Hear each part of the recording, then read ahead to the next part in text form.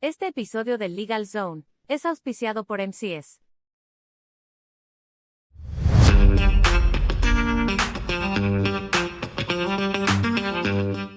Bienvenidos a Legal Zone, un podcast de la Sociedad para la Gerencia de Recursos Humanos, capítulo de Puerto Rico. Soy Jaime Núñez y seré su host. Legal Zone es un espacio donde conversamos con expertos en el área de legislación laboral, temas relevantes que impactan nuestra profesión.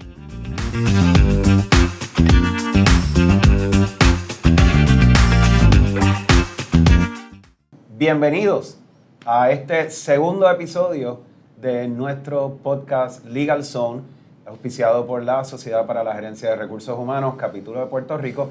Y hoy tenemos un tema súper interesante. Se lo dije en el podcast anterior, que este va a estar espectacular también. Y vamos a hablar un poco de la federalización de la legislación asociada a horas y salarios en Puerto Rico. Y dije federalización, ¿ok? Así que usted verá. Y para eso, pues, ¿quién mejor que nuestro amigo y eterno colaborador y amigo personal, by the way, el licenciado Reinaldo Quintana? ¿Cómo tú estás? Yo estoy súper, gracias Jaime por la invitación. Qué bueno. Oye, tenemos un tema complicado hoy. Complicado y un tema que a mí me gusta mucho tocarlo. Innegablemente Puerto Rico, por su particularidad, donde coexisten dos sistemas jurídicos, el federal y el estatal, que es una particularidad que compartimos con otros estados y territorios de la nación, tenemos que estar pendientes al cumplimiento tanto de la legislación de allá como la de acá, o la legislación de aquí, porque es de aquí esa también.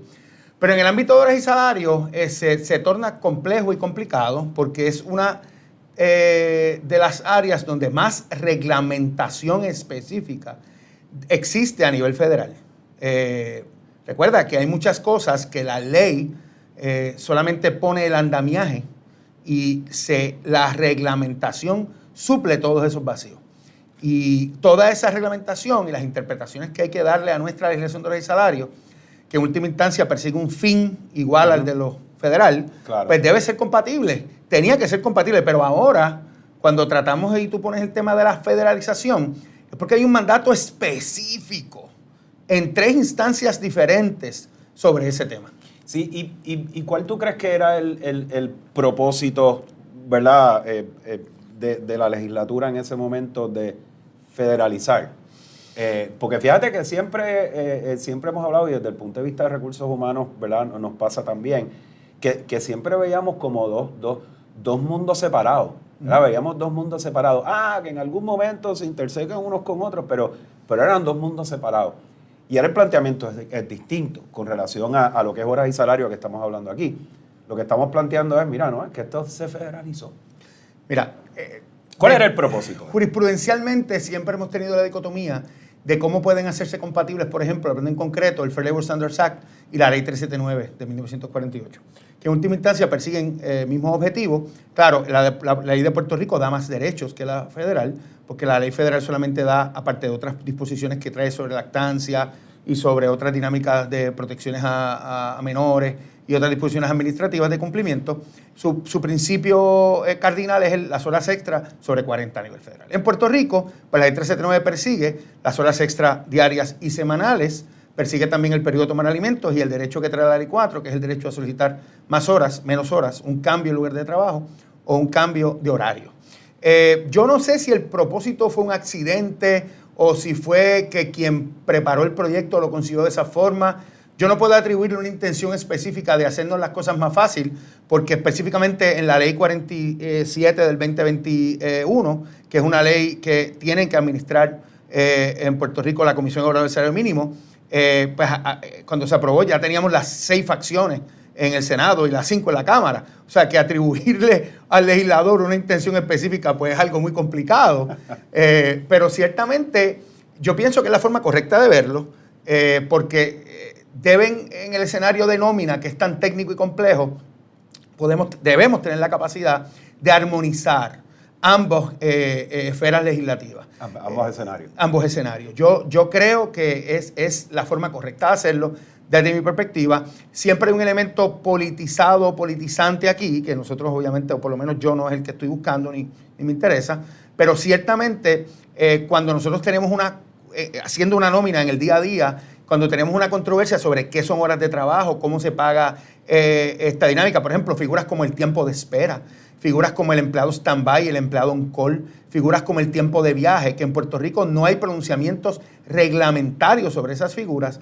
Nosotros tenemos y debemos ahora mirar la reglamentación federal como una reglamentación que claramente es la que define esos términos y podemos utilizar como autoridad en una controversia judicial y por ejemplo, en nuestra dinámica de día a día, de qué se paga, cómo se paga, y trabajar con los parámetros de un programa de nómina, es algo que debemos que hacer. Y yo pienso que yo tengo que ver, o analizándolo, tiene que ser algo estructurado, ciertamente, o por lo menos hay una mano que está llevando esto de una forma estructurada.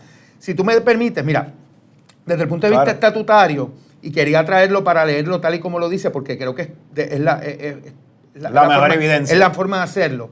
El artículo 2.13 de la Ley 4 del 2017, la Ley de Transformación, no olvidemos la palabra transformación y flexibilidad laboral, en su artículo 2.13 habla de la regla de hermenéutica. Hermenéutica es cómo se interpretan las leyes.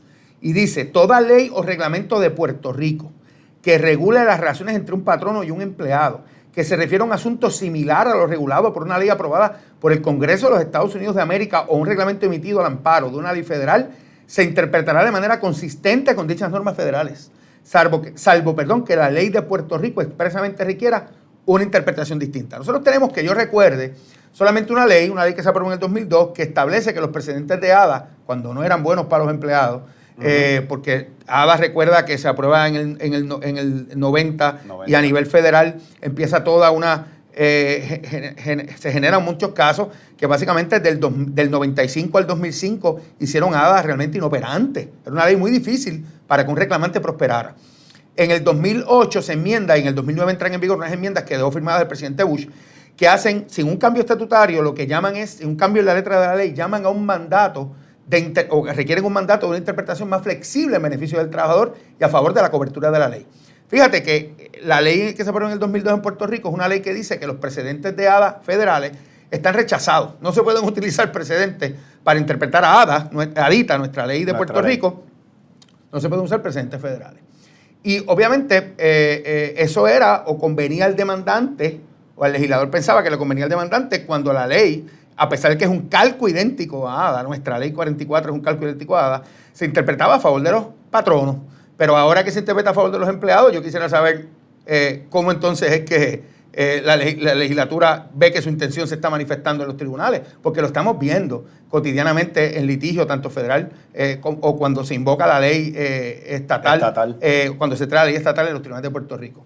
Si miras específicamente en el campo de horas y salarios, el artículo 14 de la ley 379, que es nuestra ley de horas y salarios, recuerda que estamos hablando acá de las figuras más complicadas federales y estatales en cuanto a horas extra, porque nosotros no tenemos que mirar bajo la 180 o muy poco tangencia federal, porque la ley 180 lo que da es el beneficio de vacaciones, enfermedad, y ahora ya no da el salario mínimo, ahora lo da la ley 47 del 2021. Y eso es otra controversia, ¿cuál es el salario mínimo que aplica a las empresas que no tienen un volumen de negocio mayor a $500,000? Y todos estamos rompiéndonos la cabeza con eso. Pero cuando tú miras el artículo 14 dice, se faculta al secretario del Trabajo y Recursos Humanos a adoptar y promulgar los reglamentos necesarios para administrar las disposiciones de esta ley. Estos reglamentos, estamos hablando de la ley 379, estos reglamentos serán consistentes con la Ley de Normas Razonables del Trabajo, Fair Labor Standards Act, aprobada por el Congreso de los Estados Unidos de América el 25 de junio de 1938, según enmendada, y los reglamentos emitidos al amparo de la misma, según aplicables a Puerto Rico, salvo que lo contrario se disponga expresamente por esta ley. O sea, que la ley 379 puertorriqueña, hay un mandato estatutario que tiene que ser interpretada de conformidad con las interpretaciones reglamentarias y las disposiciones reglamentarias y las opiniones del secretario del Trabajo Federal sobre la materia de horas y salarios, que es la misma materia que reglamenta el Fair Labor Standards Act, específicamente las horas extras semanales, el concepto de semana de trabajo, el concepto de día de trabajo, y vamos más allá, porque lo que realmente es una manifestación clara de esta federalización que estamos planteando es la Ley 47 del 2021, que es la ley que crea en Puerto Rico el salario mínimo estatal para empresas que están sujetas al comercio interestatal, tienen un volumen de negocio mayor a $500,000. El artículo 2.2 de la Ley de Salario Mínimo puertorriqueña, nuestra Ley 42, dice, Ley 47, dice, la Comisión Evaluadora del Salario Mínimo podrá mediante decreto establecer un salario mínimo, pero dice, al aplicarse el salario mínimo estatal, nuestro salario mínimo, se reconocerá lo dispuesto en la legislación y reglamentación federal referente a cómo se paga el salario mínimo. Jaime, lo que son horas de trabajo, cuáles empleados de ocupaciones están exentas, que ya la 379 nos había dicho que los exentos federales son también exentos estatales, y qué constituye horas o tiempo de trabajo. O sea, que toda esta dinámica de qué es tiempo de espera, cómo se pagan estas horas, travel time, on-call, stand-by, todas esas dinámicas que están bien claramente definidas a nivel federal, tenemos que incorporarlas en nuestro derecho estatal, tal y como están definidas allá. Así que ese es lo que yo me refiero con ese concepto de que nuestro derecho de horas y salarios realmente está completamente federalizado y mirando al norte en ese sentido. En ese sentido. ¿Y cómo se da la dinámica en los tribunales, licenciado? O sea, ¿verdad? Desde la perspectiva de esta federalización, como le estamos llamando, o sea, los tribunales en efecto escuchan esto, lo hacen valer. Sí, hay que saber llevarlo. Del 2017 para acá, desde cuando está nuestra ley 4, la ley de transformación y flexibilidad laboral, nosotros hemos tenido varios litigios de horas y salarios. Esos litigios, pues a mí me gusta mucho litigar esa área específicamente, es de mis áreas favoritas para litigar. Y lo que hay es que poder explicarle al juez que las figuras, por ejemplo, un ejemplo muy común es la figura del service advisor en los dealers. Esta persona que te recibe y te sugiere que tú le hagas esto al carro, que le toca aquí, que le toca allá, ajá, y recibe unas comisiones, unos incentivos por esa gestión. Esa figura es una figura que vino a declararse exenta a nivel federal por disposición jurisprudencial, porque se entendía que la venta en un concesionario de automóviles originalmente no incluía esa gestión de venta de un servicio. Pero después el Tribunal Supremo de Estados Unidos, en el caso de Navarro versus Encino Motors, parte 2, porque tuvo una parte 1, aclara que sí, que la gestión de venta de un service advisor es exenta. Así que, ¿cómo uno puede explicarle? Yo tuve un litigio como ese, ¿cómo uno puede explicarle a un juez que la figura del service advisor, por ser un exento federal, está incorporada en nuestra legislación y tienen que incorporarse las reglas federales para establecer cómo es que esa persona es exento aquí? Sí, hay que saber explicarlo, hay que llevarlo, pero sí, los tribunales deben y tienen, de conformidad con ese mandato estatutario, tienen que ser receptivos a ese planteamiento. Y obviamente eso los va a obligar a desvincularse de toda esta noción que nuestro derecho tiene que ser interpretado de una forma favorable al trabajador, que rompe, el artículo 2.12 de la Ley 4, rompe con eso, rompe que los principios de hermenéutica generales de interpretación, cuando hay políticas ambiguas o contratos ambiguos, tienen que interpretarse siguiendo unos requisitos, ¿verdad?, de la intención de las partes, la naturaleza de la relación, la productividad, los usos y costumbres asociados generalmente a esa ocupación. O sea que sí, los tribunales van a ser receptivos, deben serlo, y es cuestión de articularle bien una explicación, y en mi experiencia lo han sido en los litigios que se lo hemos planteado. ¿Cómo es y esta pregunta hay que rayar un poquito también en lo político, pero sin meternos mucho. Pero no me cuques. No, acuérdate que estamos en Legal Zone. Ok, está. Ese es otro, podemos hacer otro podcast. Sí, pero ese incluye vino. Sí, ese es bueno. La realidad es que, ¿cómo compara esta realidad de federalización nuestra con la práctica laboral en otros estados? O sea, ¿es similar? Porque pienso que la dinámica en los estados es crear su propia cosa, ¿no? Y estar quizás un poco lejos del asunto federal. Y mientras más lejos, mejor. Es una gran pregunta. ¿Cómo compara? Pues mira, depende de estado a estado, y allá el asunto político se ve mucho más.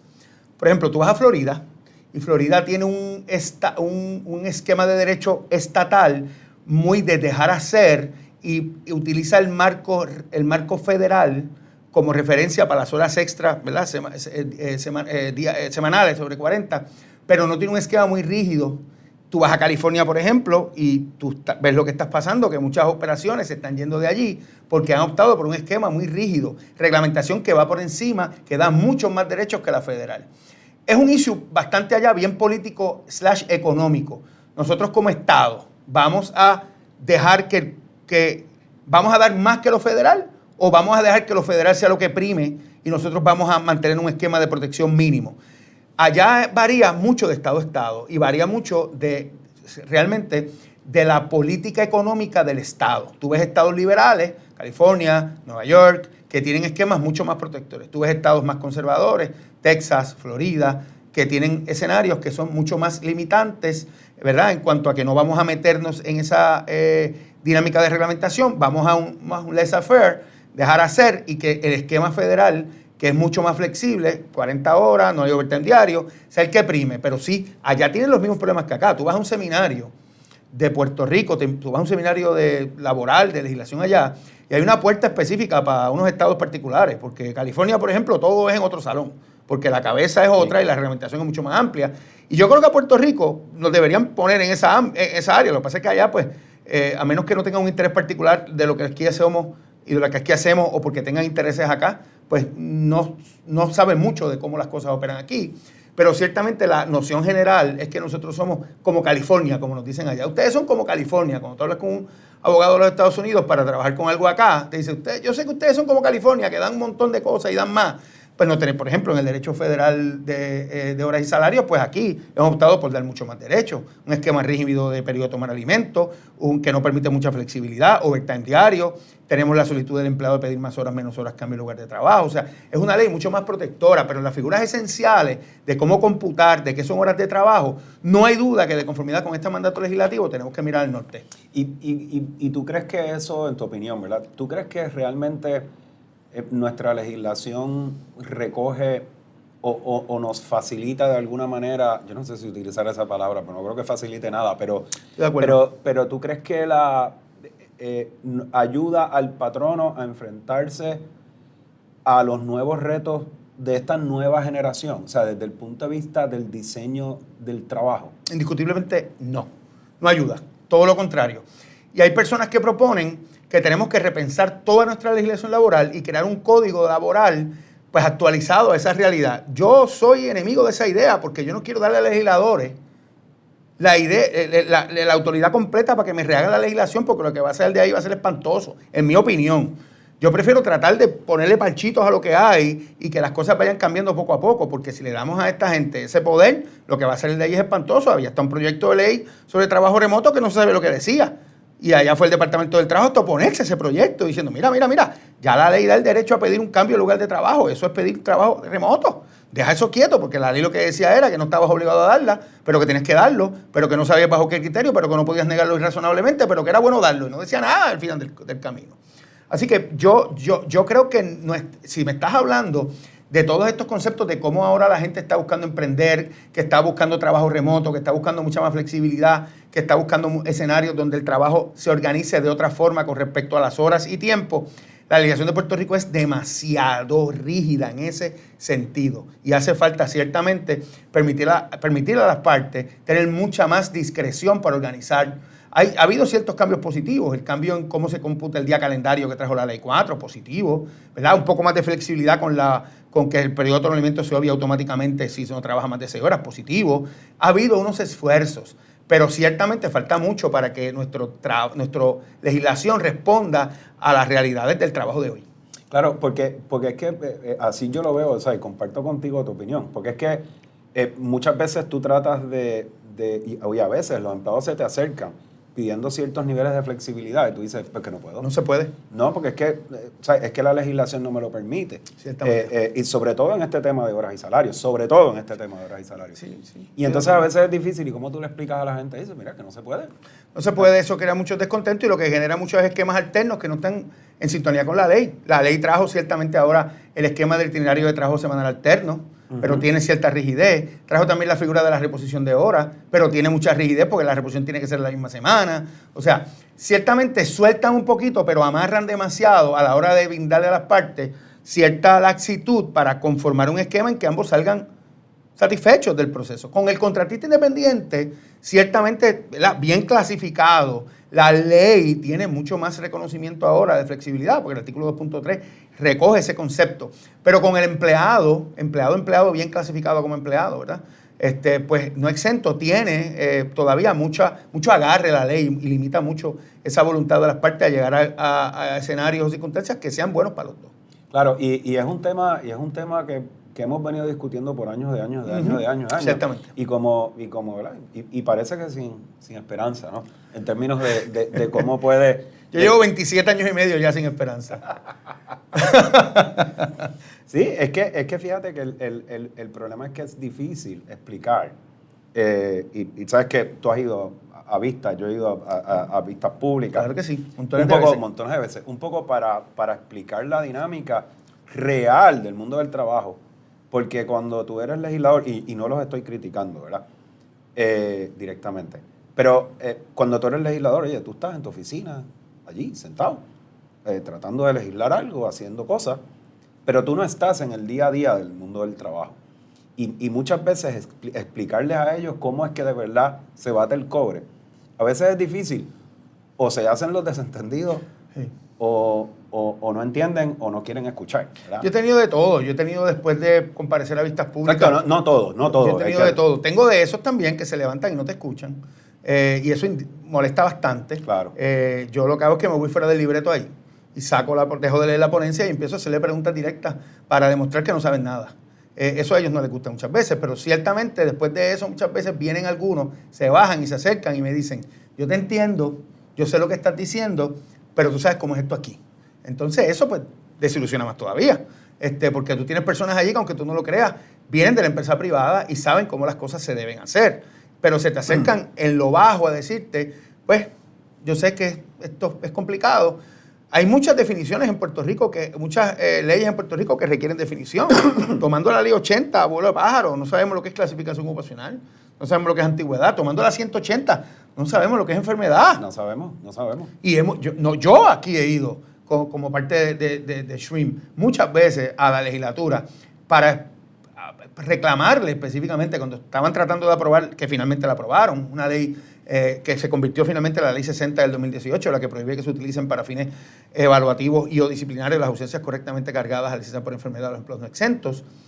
Muchas veces fuimos y le dijimos, ¿por qué mejor no definen enfermedad? Que da mucha más tranquilidad. No les importa. De hecho, cuando yo hice esa pregunta, no había nadie sentado al frente, se levantaron todos y estaban caminando por allí, no prestando la atención a lo que uno dice, lo cual obviamente demuestra que pues, uno no sabe realmente qué proceso es el que pasa para que estas cosas pues finalmente se aprueben y lleguen a reglamentar la vida de los patronos y los empleados de una forma que limita mucho lo que se puede hacer. Claro, y otra vez, esto no lo traemos en forma de crítica. O sea, es que incluso si tú y yo fuéramos legisladores, nosotros no sabemos de todo. Así que nosotros realmente las vistas públicas están hechas precisamente para tú escuchar a los expertos, tomar notas y entonces poder hacer legislación que atempere las realidades de la vida cotidiana de eso que vas a legislar. Así que, ¿verdad? Es un poco esa intención de escucha. No quiero, ¿verdad? No quiero hacer una crítica a la legislatura, sino desde el punto de vista, ¿verdad?, positivo. Oye, tenemos que escucharnos un poco más, sobre todo a nosotros que estamos del otro lado del escritorio, ¿verdad? Batallando todos los días con toda esta cosa. Estamos a punto de terminar, licenciado. ¿Alguna recomendación ya para concluir que quieras hacerle o que puedas hacerle a todos nuestros socios y escuchas en este podcast? En esta área particular de la que estamos hablando, que los procesos de nómina, ¿verdad?, requieren de un conocimiento y requieren de unas aptitudes, que estemos conscientes que nuestros procesos de nómina, que hay tecnología. Yo todavía me confronto con personas manejando procesos de nómina a mano, con sistemas muy rústicos y rudimentarios. Hay alternativas tecnológicas que usen la tecnología, que se aseguren que esa tecnología tiene los parámetros correctos, que está bien programada y que sepan que cuando hay controversias en ese sentido debemos y podemos mirar la reglamentación federal para ver cómo los atiende y los resuelve, porque federalmente estos temas se discuten y se habla mucho de ellos en opiniones, en reglamentación, que no nos limitemos acá y que usemos junto con nuestros representantes legales estas herramientas que tenemos a la hora de atender y manejar controversias en el campo de horas y salarios. Tremendo. La verdad que este tema ha estado espectacular. Siempre hablar contigo es espectacular. Y lo del vinito que mencionaste ahorita, eso vamos a ponerlo en agenda. Pero bueno, sí. Así que nada, pues tremendo tema este. Ya sabemos el asunto de la federalización de la legislación sobre horas y salarios. Y ahí tiene un poquito, ¿verdad?, para picking your mind en términos de cómo trabajar estos asuntos, ¿verdad? De legislación laboral en Puerto Rico y cómo nos parecemos más a un esquema ¿verdad? Del gobierno federal. Así que misión cumplida. Gracias por escuchar este segundo Legal Zone. Nos vemos pronto con otro tema súper brutal. Licenciado, gracias. Y esto, ya tú sabes, esto es 2024 por ahí para adelante. Siempre disponible, gracias. Este episodio del Legal Zone es auspiciado por MCS.